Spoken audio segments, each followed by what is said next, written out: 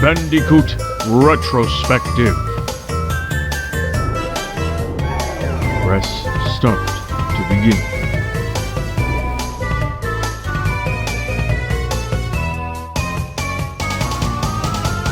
The year was 2004, and Crash Purple Ripto's Rampage was released on the Game Boy Advance. After the development of Crash Nitro Kart concluded, Vivendi Universal wanted Vicarious Visions to develop the next handheld Crash game. They came up with the idea of mashing together the protagonists of two of Universal's biggest gaming successes. For the first time, Crash Bandicoot and Spyro the Dragon would cross over. Vicarious Visions loved the idea, and Crash Purple Ripto's Rampage and Spyro Orange the Cortex Conspiracy were born. Will Crash and Spyro complement each other to create one of the best platformers of our time, or will this crossover hurt both franchises? Let's find out.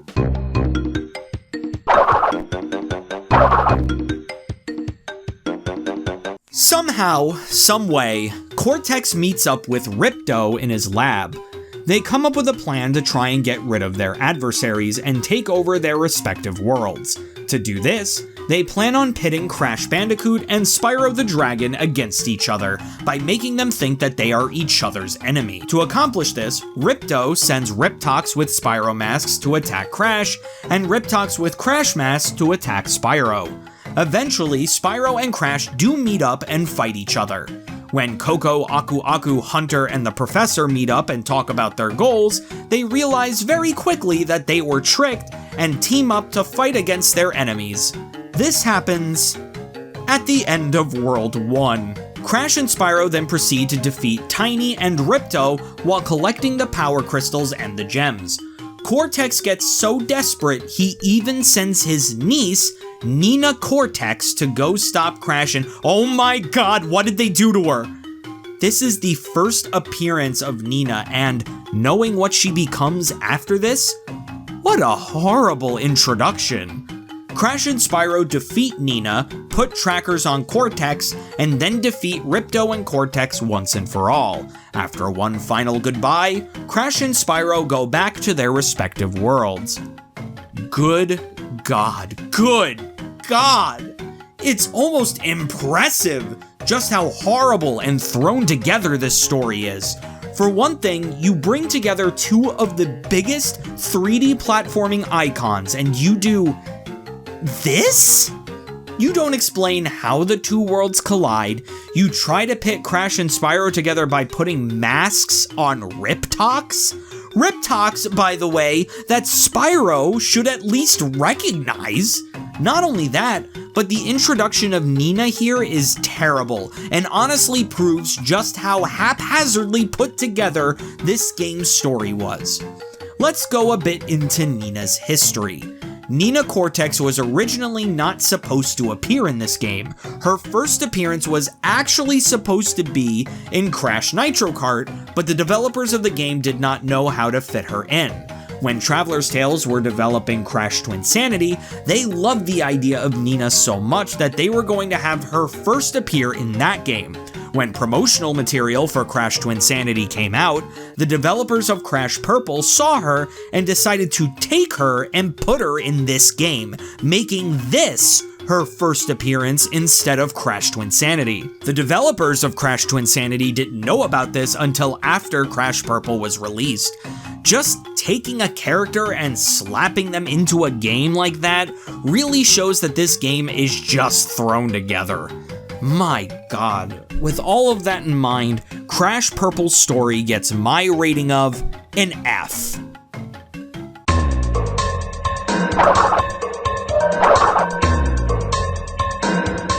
So there are two sides to Crash Purple's gameplay. First, there are the hub worlds, which within themselves play like your typical Crash Bandicoot game. You run, you jump, you spin, and you collect Wumpa Fruit. When you collect enough Wumpa Fruit, you will be allowed to enter the warp pads that are scattered throughout all of the worlds. Within these warp pads are mini-games that you must beat in order to collect the power crystals and gems in this game. There's falling games where the point is to get as many boxes as possible, get them all, and you get a gem. There's bear levels, where you run in an auto-scroller and have to get as many boxes as possible. Finishing the stage gets you a crystal, and getting all the boxes gets you a gem. Crate Crush has you getting through a very short level, breaking as many crates as you can in a very small amount of time. Break all the crates and get to the end to get a gem.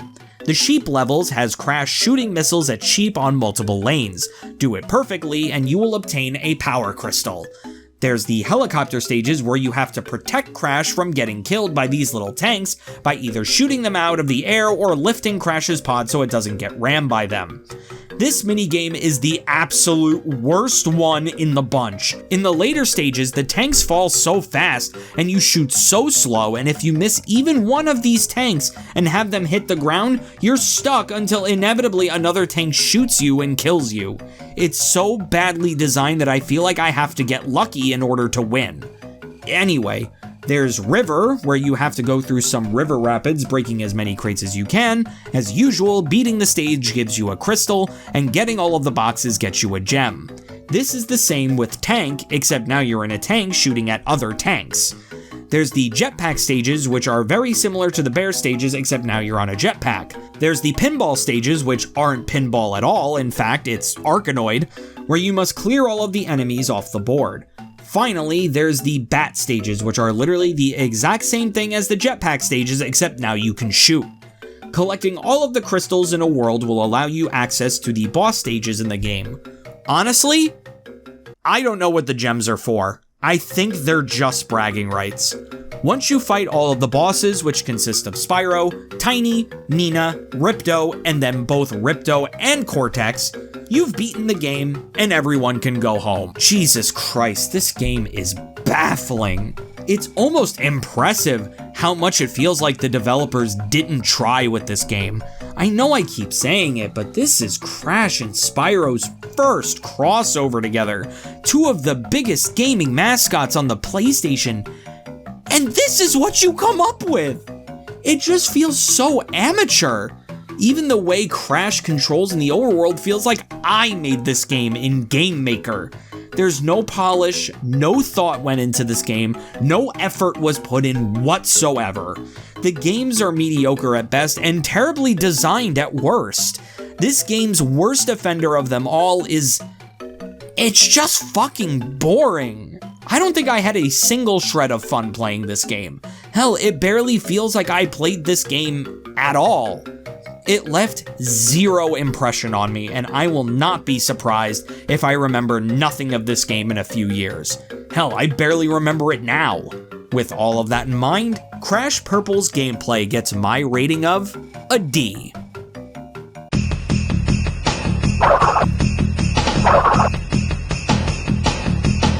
This game looks bad. They used the same pre-rendered 3D models for this game like they did in the last two adventures, but somehow they look worse? Kinda crunchier? I don't really know how to describe it. It's almost like they compressed the sprite multiple times, and it's turning more and more into a pixelated mess. As for the cutscenes, you can tell they just stole models from other games. Crash and the Gang's models coming from Crash Nitro Kart, and Spyro's coming from A Hero's Tale. Like, this game just looks thrown together and cheaply made. Everything about this game just screams amateur. Like a one-person team made this game in their mom's basement. Even the backgrounds are just generic nighttime sky, daytime sky, space. It's just so generic and boring. As for the music, this is the most tinky soundtrack I've ever heard. It just tinks the entire way through. Even at its worst, the songs in Huge Adventure and N-Trance still sounded fine. Hell, Nitro Kart and the GBA has a banger soundtrack. This game though, this is the most tin can sounding MIDI soundtrack I've ever heard. It's just so bad. With all of that in mind, Crash Purple's presentation gets my rating of an F.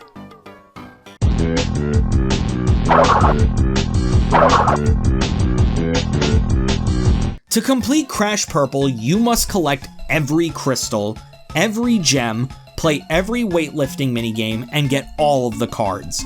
You get all of the crystals and gems by beating every minigame while also obtaining all of the boxes. None None of these minigames are that hard, even towards the end. The only minigames that will give you trouble are the helicopter ones because they are literally fundamentally bullshit. Even then though, it'll just take you like 5 attempts instead of just 1. The weightlifting minigames are just scattered around the 5 hub worlds. Fuck. None of these minigames are hard at all you have to do is tap A as fast as you can and then boom, you win. Feels like more of a time waster than anything important. The only thing they give you as a reward are the cards you have to collect. Cards can be collected in one of 3 ways. You can either win some on the weightlifting minigames, you can find them around the hub worlds, or you can get them from money bags, whether you're straight up buying them or playing a minigame for them. The only thing I hate is that you cannot truly 100% this game until you also 100% Spyro Orange as well. Some of the cards you need to collect are cards you can only get in Spyro Orange. That's so fucking stupid, and I hate when games do shit like that, Pokemon included. So no, do not complete Crash Purple, because if you do, not only do you have to complete 1 terrible game, you have to complete 2.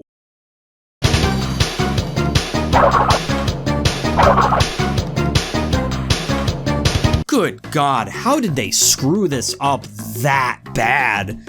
You take 2 of the most iconic gaming mascots on the PlayStation and you make this. I know, I keep saying it, but I'm so in disbelief. You just throw a bunch of minigames, reused assets, a shitty story that explains nothing, crappy game physics, a tinky soundtrack, compressed sprites, and a completion that requires both versions of the game to play. Crash Purple is pretty terrible, and you know that this is never entering my Game Boy Advance slot ever again. I feel like I have to clean my Game Boy now. With all of that in mind, Crash Purple gets my overall rating of an F. God, what a boring, awful game.